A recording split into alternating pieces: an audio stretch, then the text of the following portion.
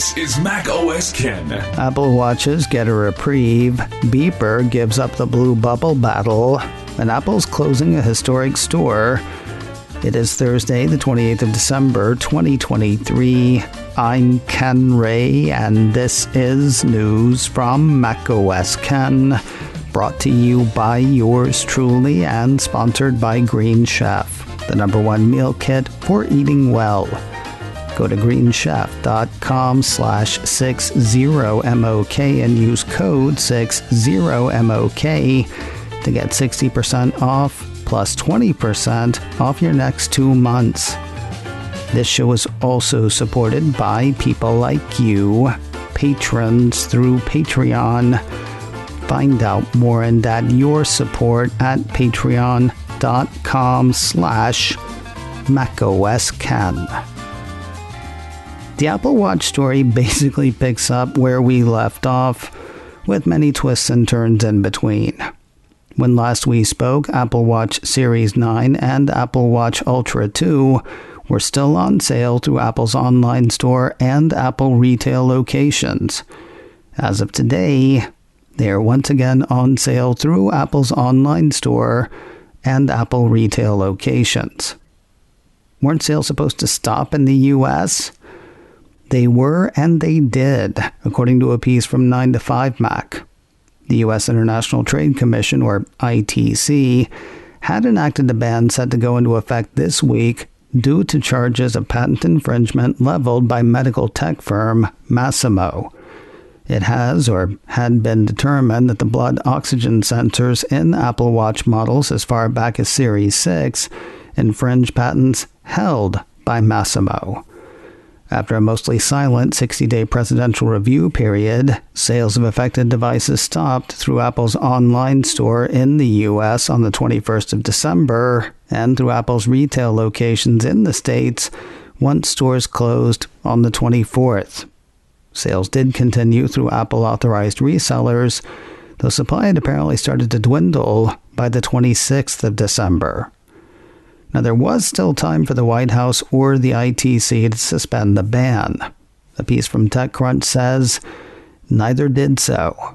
That report had the Office of the U.S. Trade Representative saying Tuesday, the 26th of December, after careful consultations, Ambassador Catherine Tai decided not to reverse the ITC's determination, and the ITC's decision became final on the 26th.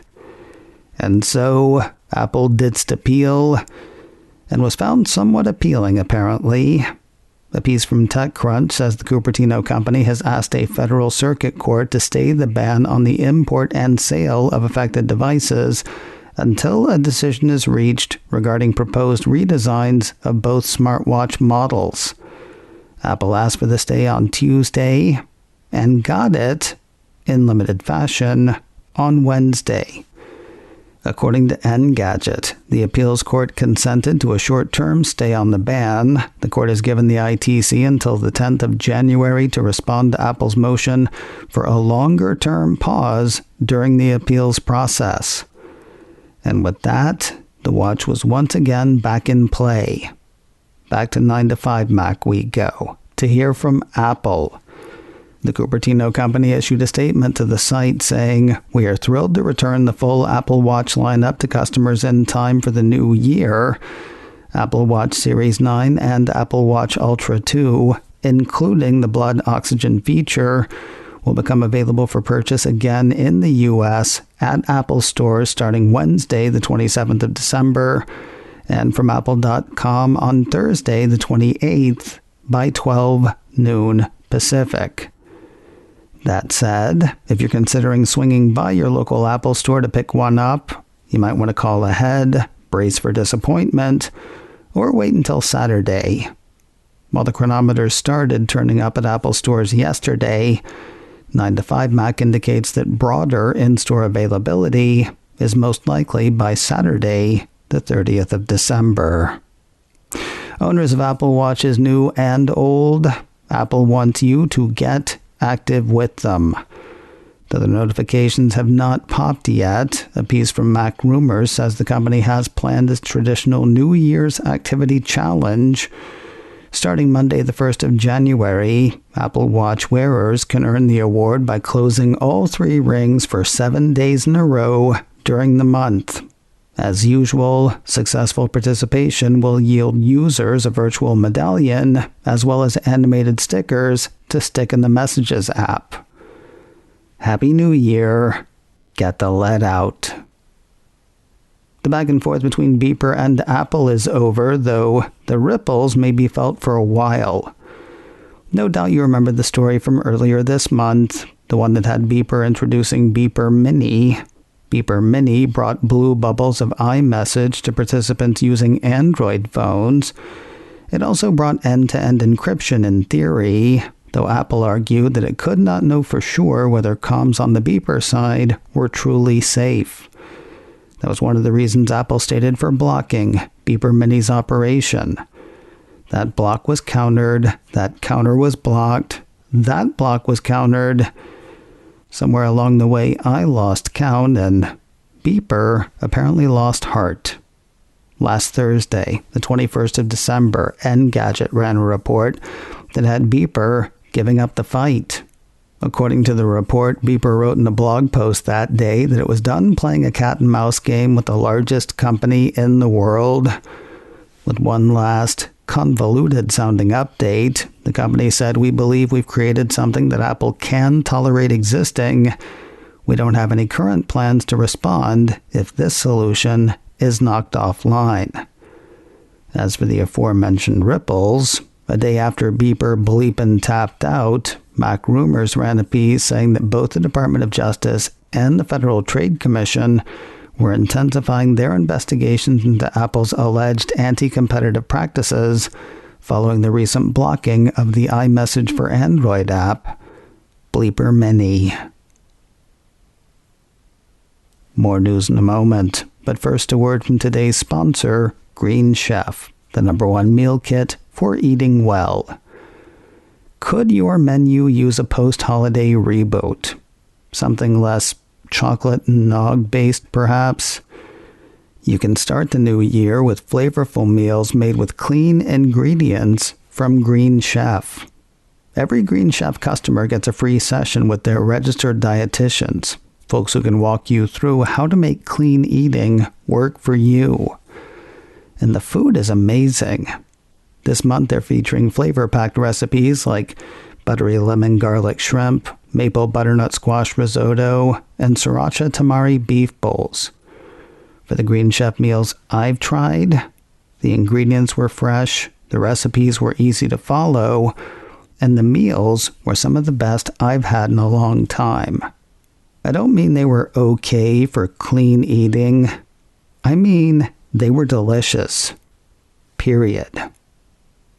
Green Chef is now owned by HelloFresh, so you know they know quality and convenience. You should get to know Green Chef. Go to greenchef.com/60MOK and use code 60MOK to get 60% off plus 20% off your next 2 months. That's greenchef.com/60MOK and use code 60MOK to get 60% off plus 20% off your next 2 months. Start the new year feeling your best with Green Chef. Get 60% off plus 20% off your next 2 months with code 60MOK at greenchef.com/60MOK. A public service announcement for any Mint Mobile users out there. Engadget says the prepaid mobile carrier and former sponsor of macOS Ken has suffered a security breach. According to the report, the carrier sent affected customers an email over the weekend letting them know that their info may have been yoinked. That's said to include names, phone numbers, email addresses, plan descriptions, and SIM and IMEI numbers. Engadget says hackers did not access customers' credit card information, which Mint says is not stored, nor were passwords compromised. The company also said it has since resolved the breach. So, I guess keep an eye on your email. U.S. home improvement and hardware megastore Lowe's has joined the 21st century. Mac Rumors says the chain has added support for Apple Pay over the last couple of weeks. The site says Apple Pay has been available in the Lowe's app and the Lowe's website for some time, but the company has been a long-time Apple Pay holdout for its retail store locations. Not anymore. With over 2,000 locations, Lowe's is the second largest home improvement chain in the U.S. It is the biggest to accept Apple Pay, though. Home Depot does not accept the payment technology at this time, according to Mac Rumors. And finally today, it is probably Apple's oldest store, and it is closing soon. Mac Rumors says the Cupertino company plans to shutter the store at its Infinite Loop campus in a little under a month. The piece says Infinite Loop served as Apple's headquarters between the mid-1990s and 2017, when its current Apple Park headquarters opened a few miles away. Both locations had stores, Apple stores, but more than that. According to Mac Rumors, the store first opened in 1993 as the Company Store, and it focused primarily on selling Apple-branded merchandise. Following renovations in 2015, it reopened as a more traditional Apple retail store with products like the iPhone, Mac, and Apple Watch displayed on beige tables, but it continued to sell a limited selection of merchandise like t-shirts, reusable bottles, mugs, and notebooks. I myself have a hoodie from that store, picked up for me by a friend of mine. I also have a baseball hat from the Apple Park store, picked up for me by me. Good news for people who work at the Infinite Loop store. They will be offered jobs at other nearby locations. Sort of lame news for Apple enthusiasts, though. The piece points out that Infinite Loop is a popular attraction for Apple enthusiasts who often make the pilgrimage to the campus and the store. However, it has been overshadowed by Apple Park Visitor Center since that location opened in 2017. Apple will maintain corporate offices at the old location. It's only the store that is closing. The Infinite Loop store will close up shop for the final time on Saturday, the 20th of January. macOS Ken, brought to you by me and sponsored by Green Chef. Go to greenchef.com/60MOK and use code 60MOK to get 60% off plus 20% off your next 2 months.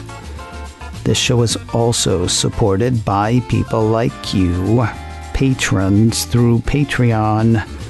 Find out more and add your support at patreon.com/MacOSCan. Advertising handled by Backbeat Media.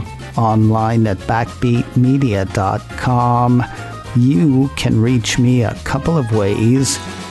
Info at macoscan.com or call 716-780-4080. Until next time, that is news from macOS Ken. I'm Ken Ray.